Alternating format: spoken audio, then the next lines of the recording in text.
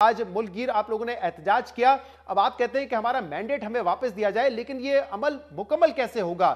اس میں حکومت سے بالخصوص آپ کی کیا ڈیمانڈ ہے؟ کیسے اس مینڈیٹ کو آپ واپس چاہتے ہیں؟ اب حکومت خود 9 فروری کے الیکشن سے اور جھوٹے فارم 47 کے ذریعے اسمبلی میں آئی ہے, تو ان سے ہمارا کیا مطالبہ ہو سکتا ہے؟ اگر وہ اتنے ہی ایماندار تھے کہ وہ اس اسمبلی میں آنے سے پہلے ٹرانسپیرنٹ انویسٹیگیشن کی بات کرتے تو ہمیں ضرورت کیا تھی پروٹیسٹ کی؟ ہم تو انڈیپینڈنٹ اداروں سے بات کر رہے ہیں. ہم تو جو پاکستان میں چیک اینڈ بیلنس کے انسٹیٹیوشنز ہیں, چاہے وہ جوڈیشری ہے, چاہے وہ الیکشن کمیشن, ہم ان سے ڈیمانڈ کر رہے ہیں. حالانکہ ہمیں اچھی طرح پتا ہے کہ الیکشن کمیشن 100% کمپلیسٹ ہے, لیکن اس کا یہ مطلب نہیں کہ ہم پاکستان پہ اپنا ایمان یا اپنا جذبہ چھوڑ دیں.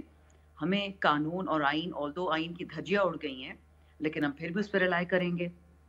عدالتوں نے ہمیں کوئی بھی ریلیف نہیں دیا, ماں سوائے چند کچھ ایسے پرنسپل لوگ جو شکر الحمدللہ ابھی بھی پاکستان میں ہیں. ہم احتجاج کر رہے ہیں, دنیا کو دکھا رہے ہیں, تو ہم تو اداروں سے کہہ رہے ہیں کہ you have to respect the people's mandate. لیکن اگر آپ نے آگاہی مہم چلانی ہے تو ٹھیک ہے, آپ لوگوں کو تو بتا دیں گے کہ کیا ہوا انتخابات میں, لیکن الیکشن کمیشن آپ نے خود کا کمپلیسٹ ہے. جوڈیشری پہلے ہی آپ کہہ چکے ہیں کہ جو بلے کا نشان لیا گیا وہ فیصلہ آپ اس کو کہتے ہیں کہ غلط تھا, ہمارے حق میں نہیں گیا. تو پھر اس کے بعد امید کس سے؟ کیونکہ اگر آپ چاہتے ہیں کہ آپ کا مینڈیٹ آپ کو واپس ملے, سیٹیں واپس ملے, تو کوئی نہ کوئی اس کا قانونی طریقہ کار تو ہوگا نا. ایک تو چلے آپ لوگ ٹریبیونلز میں ہیں, آپ لوگ ہائی کورٹ جائیں گے, لیکن جیسے 2013 میں ایک مطالبہ حکومت سے تھا کہ جوڈیشل کمیشن بنایا جائے, کیا ایسا کوئی مطالبہ ہے یا حکومت سے آپ کا کوئی مطالبہ ہی نہیں, کوئی ایکسپیکٹیشن ہی نہیں آپ کی ان سے؟ اب at this point in time جی ہماری گورنمنٹ سے نہ کوئی ایکسپیکٹیشن ہے, گیون کہ وہ کس لیول پہ پہنچ گئے ہیں, کس طرح کی چوریاں کی ہے, 60 ہزار اور لاکھ ووٹ کی چوری کی. عالمگیر خان ہمارے دوست ہے کراچی کی, سیماویہ طاہر پنڈی سے, تو اس قسم کی چوریاں ہوئی ہیں. ایاز امیر صاحب سے ہوئی ہے, ریحانہ ڈار صاحبہ سے ہوئی ہے, اور سب کو پتہ ہے کیونکہ اسمبلی میں بھی 2 دن جو ہم تھے نا, مطلب ان کی تعداد ہم سے ڈبل تھی, لیکن شرم کے مارے لوگوں کی آنکھیں نیچے تھی, وہ ڈر رہے تھے 100 لوگوں سے, حالانکہ وہ 200 سے زیادہ لوگ وہاں بیٹھے ہوئے تھے. یہاں تک کہ بیرسٹر گوہر نے تو یہ بھی کہا کہ ان کی اپنی اولادیں یقین نہیں کرتی کہ یہ لوگ جیتے ہیں, کیونکہ سب کو پتہ ہے ہار چکے ہیں, یہ صرف وقت کی بات ہے.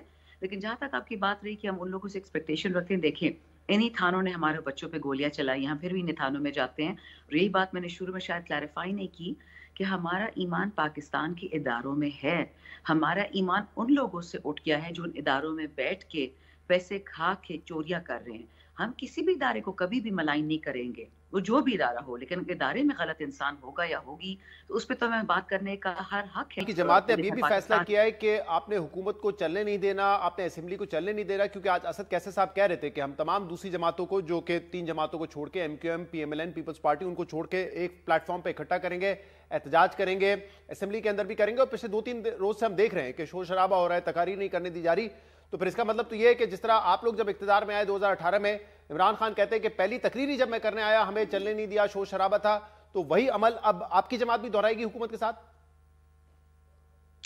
شہزاد صاحب دیکھیے, معذرت کے ساتھ سیب میں اور مالٹے میں بہت فرق ہوتا ہے, اور وہ فرق یہ ہے کہ اگر چور آگے عمران خان کے خلاف شور مچاتے ہیں کہ جی ہمارے نیب کے کیسز کیوں ہو رہے ہیں, ہمیں اریسٹ کیوں کیا جا رہا ہے, آپ نے دیکھ لیا کہ 3 سال بعد انہی لوگوں نے اپنے سارے کیسز معاف کروا دیے, سارے قانون نیب کے بدل دیے.